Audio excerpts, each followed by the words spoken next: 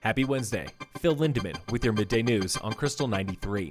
A 24-year-old skier from Lakewood was killed at Copper this past Sunday when he collided with a tree, the first inbounds fatality of the season here in Summit. Blunt force trauma is by far the most common cause of accidental death in Summit, but usually not on the slopes. Coroner's reports dating back to 1993 show people in Summit are more likely to die in car accidents than ski crashes. Blunt force trauma is also Summit's most common mode of homicide. Murder is rare in Summit, with 17 in the past 30 years, but when people do kill others, it tends to be with blunt objects. Dangerous car chases and senseless driving are the story of winter so far for Dillon PD. This from Chief Cale Osborne. One suspect last month was caught after crashing into another vehicle while trying to elude police at high speed. 20 cars were towed during 2 snowstorms this season, including one that was left parked right in the middle of the road. Call load this winter is up 11% over the past 2 winters.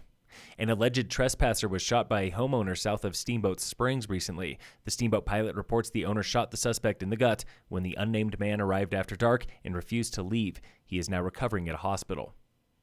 Guidelines for STR, parking, noise, garbage, and taxes are coming together in Dillon. The town last night heard final version of its new short-term rental rules. If approved, Dillon renters would enjoy one of the county's lowest STR tax rates. Council approves first reading later this month. A collection of tribal governments wants to ship crude oil on rail cars, and Eagle County wants to stop them. This from the Vail Daily. The potential route runs along the Colorado River from Utah to Texas. It has support from just about everyone else except Eagle County. Local officials say this could open the floodgates to hauling oil on other dangerous defunct rail lines in their area. They are taking it all the way to U.S. District Court.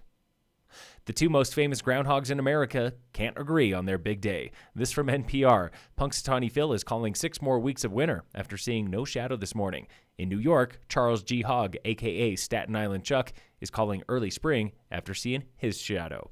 So yeah, take your pick.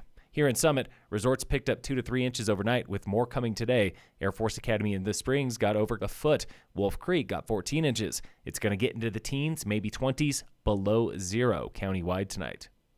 Avalanche danger remains low today in the Vail Summit County zone without enough snow overnight to stress the snowpack. You can expect that to change if big wind slabs start building in the high alpine. In sports, the Nuggets lost to the Timberwolves last night 130 to 115. The Avalanche lost to the Coyotes in a shootout 3-2. Tonight, the Nuggets play the Jazz at 8 on ESPN. Dillon Marina welcomes its first season of groomed ice with a pair of pond hockey tournaments on Lake Dillon. Next weekend is the Summit Youth Hockey Tournament, bringing several hundred players. The following weekend for President's Day is the Colorado Pond Hockey Tournament from PBR, moving from Silverthorne to Dillon after years at North Pond Park.